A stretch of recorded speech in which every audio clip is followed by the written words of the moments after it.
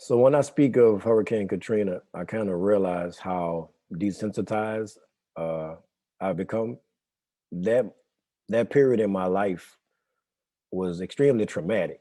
Um, and so when people being from New Orleans, like anytime there's a Saints game on or there's a Pelicans game on, professional sports, um, finally they stopped doing it. But for the ever since like from 2005 all the way to 2010, Hurricane Katrina was a reference point for the media. But for New Orleanians, it's painful and it's traumatic. Um, the neglect that we felt, the hurt, I can speak for myself. At the time, I was living in the Gentilly area in New Orleans, uh, in a one bedroom apartment that I was renting, and I lost everything. I all of my pictures, all of my VHS tapes. I mean, forget clothes and stuff like that, but real, memorabilia, stuff that you take with you to the grave. You know, pictures and videos that you can never get back. I lost that. Know a couple of people who passed away. So Katrina is very sad, but it showed it showed me and it showed the residents of New Orleans how resilient we are. Um, how survival is just part of our DNA. So I'm just built to be a survivor. We were called refugees. We were just disrespected in so many ways.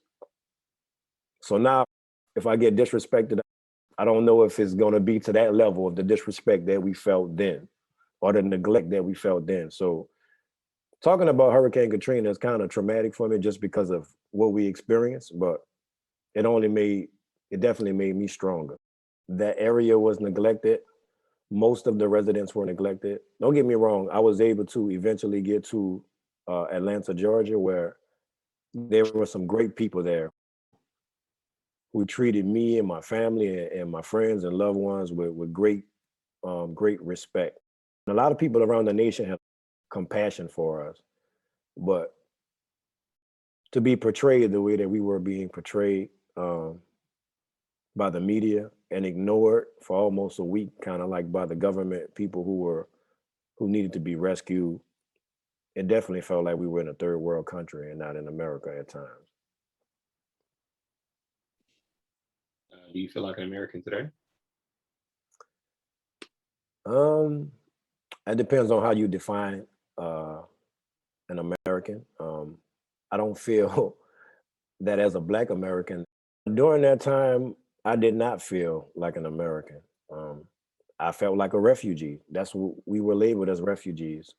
I'm afforded the full rights of definitely a white American in most cases.